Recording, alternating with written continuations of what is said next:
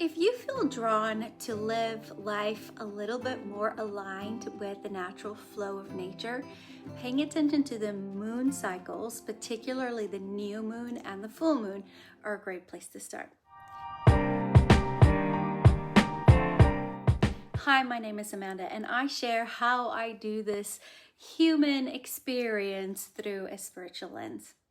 I just want to caveat this discussion with saying that I am not an astrologer, but I do follow several astrologers and pull the main themes from those talks together that I then apply in my life to hopefully make them more digestible for you or for folks who may be new on this journey. I know when I first started learning about astrology, it was really hard for me to follow and put all the pieces together.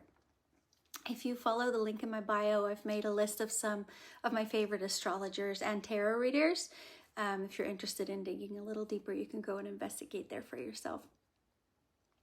So let's talk about the new moon. New moons in general bring the energy of new beginnings, to turn over a new page, plant new seeds, set new intentions, or begin something new. So when we put mindful action behind those intentions that we set here around the new moon, then the full moon brings the culmination or the fruition or the release of those intentions that we can then work with.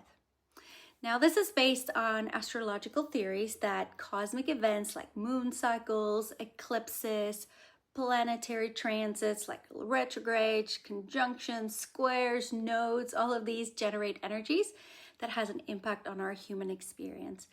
People are made up of 50% water at least. So if the moon can shift the tides in the ocean, it's really hard for me to imagine that it couldn't also have an impact on us. So I know for me, I definitely feel whatever is going on in the cosmos, sometimes a little bit more intensely than other times.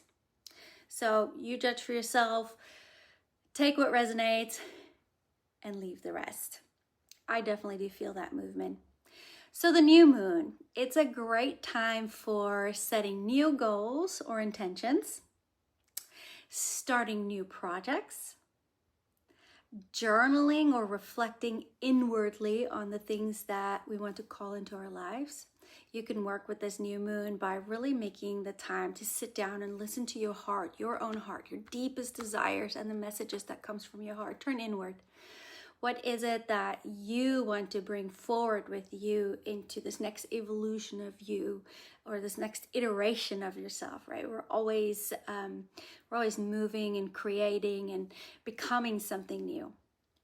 On September 21st, we have a new moon in the zodiac sign of Virgo. It might actually be 22nd. So Virgo's characteristics are the energy we can expect to feel around us, around this moon time. So a few days before and a few days after the moon. Virgo aligns with earth elements, and the characteristics are practical, grounded, and steady. Now, Virgo notices patterns in small things that others may miss, and Virgo likes lists, routines, and problem solving. Virgo wants to be useful and support us in areas of wellness, healing, and mindful living, which is particularly helpful here in the fall season. I'll drop a video soon, I think in the next few days, that is specifically about the fall season and has some great tips to help you connect the dots between letting go and releasing here during the fall season. So if you haven't done so already, if you could kindly click the subscribe button, that helps me to co-create this channel with you and grow it. And I would also love to hear from you to see how Virgo shows up for you. So let me know how Virgo shows up. I'm always curious to know how the expressions end up being. Each zodiac sign has a lower and a higher expression, and Virgo can also be a bit of an overthinker or be overcritical. It can get bogged down by the details and forget the big picture. So be careful about perfectionism or like getting bogged down in the little things and forgetting to look at the big picture that actually allows you to move forward, like getting stuck in the weeds. So just watch out for those lower expressions that might pop up.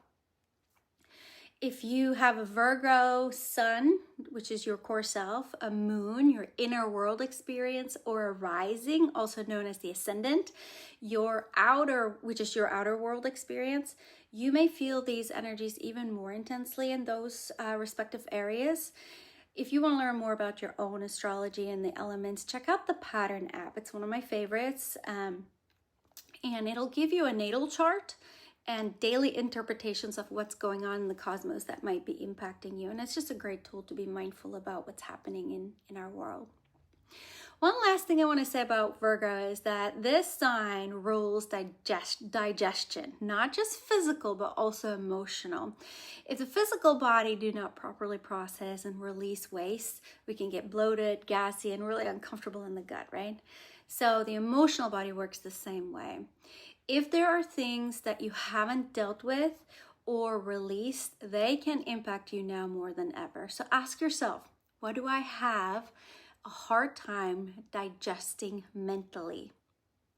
Is there something that I can let go of, whether it be things on the calendar, dated emotions I'm still carrying around? What are you holding on to that just isn't serving you anymore and that makes life heavy for you? If you're on a spiritual awakening or an up-leveling journey of any kind, this release can be messy, and that's okay.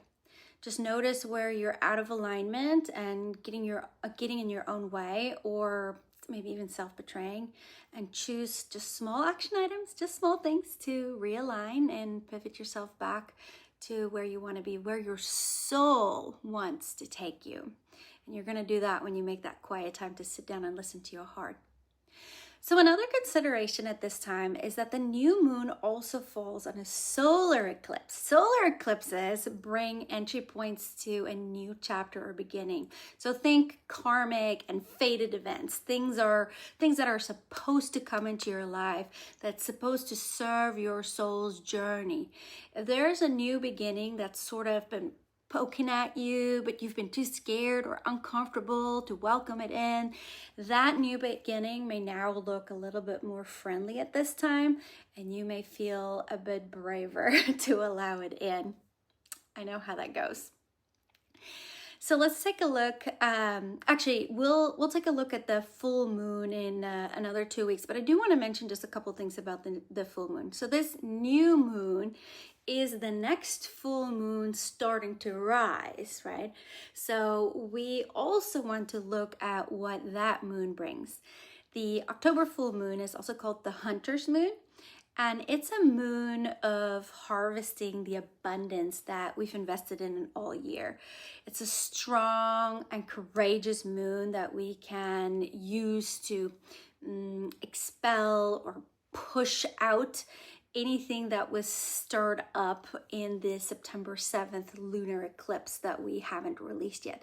I'll link that video from last week below, so you can go revisit that and see if you remember anything that came up during that time that you said, oh yeah, I see you, but didn't actually deal with. So that's what's going to be illuminated at this time.